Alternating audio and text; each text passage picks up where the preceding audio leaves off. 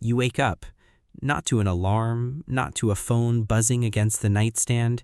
You wake up because the light changed, because your body had already taken what it needed, because nothing in your world has ever told you that rest is something you have to earn. There is no commute waiting for you, no inbox, no 9 to 5 carved into the shape of your day before you were even born into it. You stretch, you listen.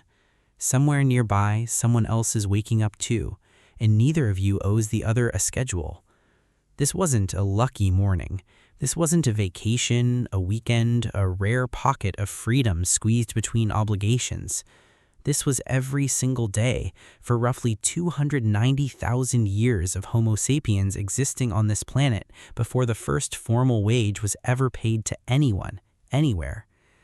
290,000 years without a boss. Compare that to now. The average person alive today will spend something close to 90,000 hours of their one life working a job, a number that couldn't exist for the overwhelming majority of human history. 90,000 hours traded for survival that our ancestors secured in a fraction of that time, using nothing but their hands, their knowledge of the land, and each other. So what filled the hours instead? If there was no job, no career, no title, no punch clock, what did a human being actually do with a day that belonged entirely to them? The answer isn't idle, it isn't lazy, and it isn't the cartoon version of a caveman dragging a club through the dirt, grunting his way from one crisis to the next. The truth is stranger, and in some ways harder to sit with, because it suggests that the modern world didn't hand us more freedom than our ancestors had. It may have taken freedom away and called it progress. To understand how, you have to go back, not to a single moment, but to a rhythm, one written into bone, into stone tools, into the ash of 10,000-year-old campfires. A rhythm anthropologists have spent the last 60 years trying to reconstruct, hour by hour. What they found will change how you look at your own week. The first clue came in 1966 at a symposium called Man the Hunter, where anthropologist Richard Lee presented findings that would quietly dismantle a century of assumptions. Lee had spent time among the Juhansi people of the Kalahari, tracking exactly how their days were spent. Adults, he found, devoted around 17 hours a week to securing food. Not 17 hours a day, 17 a week. The rest belonged to no one but them. This wasn't a fluke of one lucky group in one lucky landscape. Similar time allocation studies conducted through the 1970s and 80s among groups like the Hadza of Tanzania found comparable patterns, subsistence work rarely stretching past 20 hours in a 7-day week. Meals were gathered, not manufactured. Effort was matched to need, not stretched to fill a shift. The math itself becomes the argument. Skeletal evidence tells a second part of the story. Researchers examining pre-agricultural remains have consistently found something counterintuitive: fewer signs of chronic overuse injury in early hunter-gatherer skeletons compared to the repetitive strain patterns that show up after the shift to farming.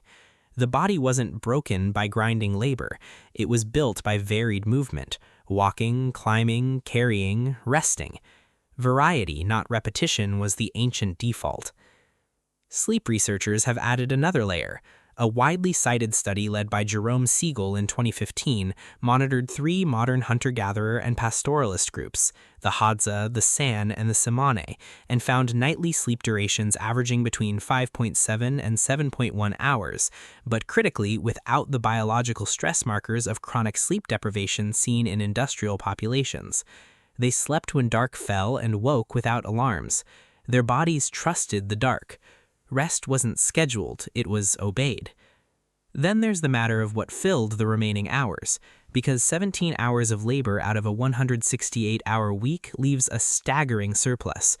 Ethnographic accounts from groups like the Juhansi describe long stretches of the day spent on something almost extinct in modern life: unstructured social contact, storytelling, trance dances, tool-making as a shared, unhurried craft, not a deadline.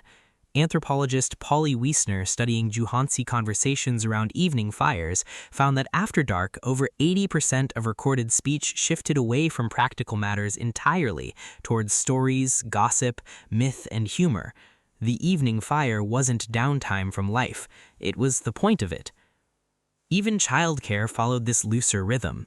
Alloparenting, the practice of a child being cared for by multiple adults across a band, not just one or two parents, appears across foraging societies studied throughout the 20th century, from the Aka of Central Africa to the Efe of the Congo Basin.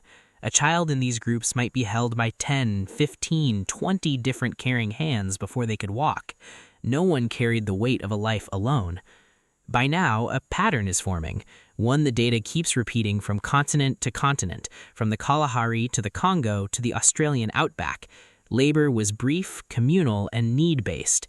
Everything else, and there was a great deal of everything else, belonged to rest, ritual, relationship, and story. Consider, too, what the archaeological record shows about skill and craft.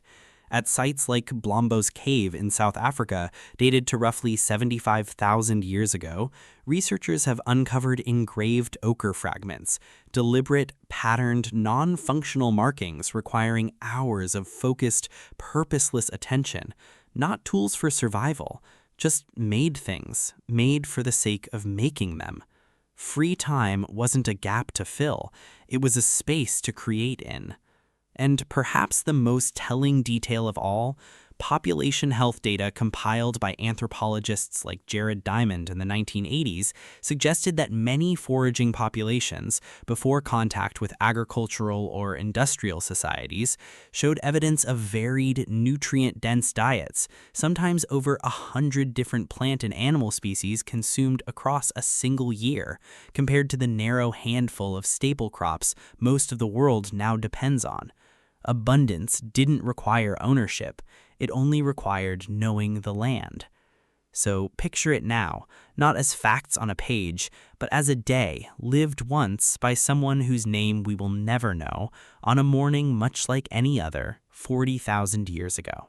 She wakes with the light, not before it. There is no urgency in the waking, no sense of lost time to recover. She eats something left from the evening before, shares a portion with the child beside her without being asked to. By mid-morning, she walks, not far, 2, maybe 3 miles from camp, in the company of 2 or 3 others, scanning familiar ground for roots, greens, the particular shape of a plant she has known since she herself was a child. This takes her 3 hours, maybe 4. By early afternoon, the gathering is done. The rest of the day stretches out ahead of her, wide and unclaimed. She sits with the others. Someone repairs a tool unhurriedly, turning it over, testing its edge, in no rush to finish. Children move freely between adults who are not their parents, but who would die for them anyway. Stories move around the fire before the fire is even lit, fragments of myth, jokes, the retelling of a hunt from 3 seasons ago that has grown, as all good stories do, slightly larger in the telling. As dusk falls, the real fire is lit and something shifts. The mood softens, voices lower.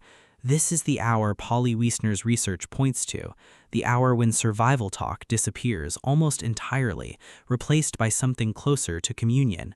She will sleep soon, without artificial light pulling her hours later into the night, without a screen keeping her senses on alert. Her body will fall into a rhythm it has never had to question. She does not know the word job.